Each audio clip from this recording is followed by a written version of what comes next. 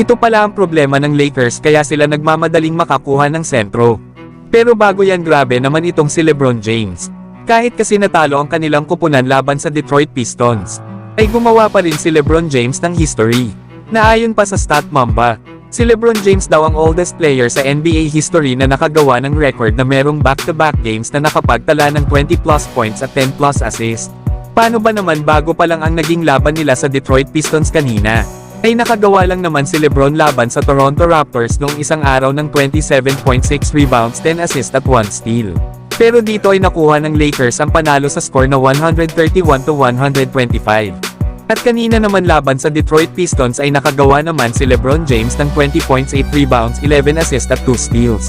Kaya naman ay hawak na ngayon ni LeBron ang record sa NBA na pinakamatandang player na nakagawa ng back-to-back games na merong 20+ points at 10+ assists.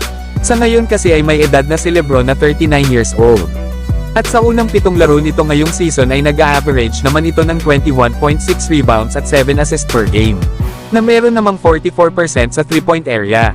Kaya ganito pa rin kahusay ang isang tumatanda ng si LeBron James. Pero para pa kay LBJ ay dapat pa daw maging better ang Lakers both sides of the floor.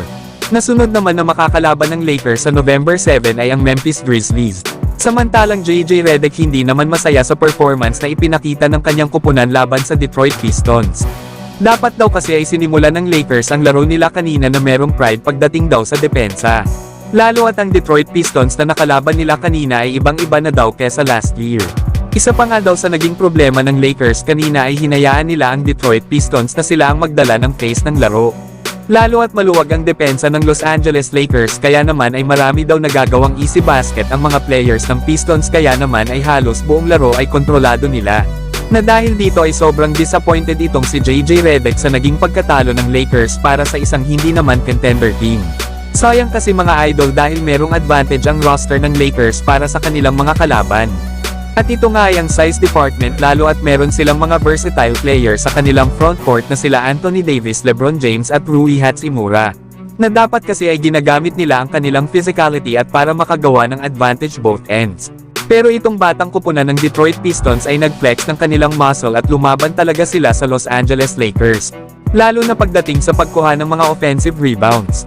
Paano ba naman ay merong 17 offensive rebounds ang Pistons habang sa Lakers ay meron lang 7. Sa kanila namang defensive rebounds ay 38 naman ang nagawa dito ng Pistons.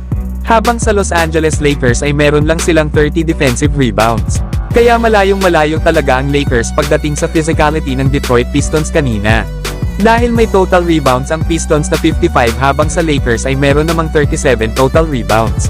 Hindi nga mapigilan ng Lakers sila Jalen Duren, Isaiah Stewart at Cade Cunningham sa pag-dominate sa glass para sa pagkuha ng mga rebounds.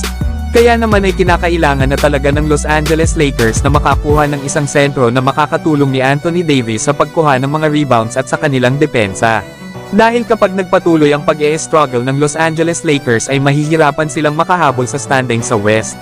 Pero kayo mga idol, ano ang masasabi nyo sa kahinaan na ito ng Lakers?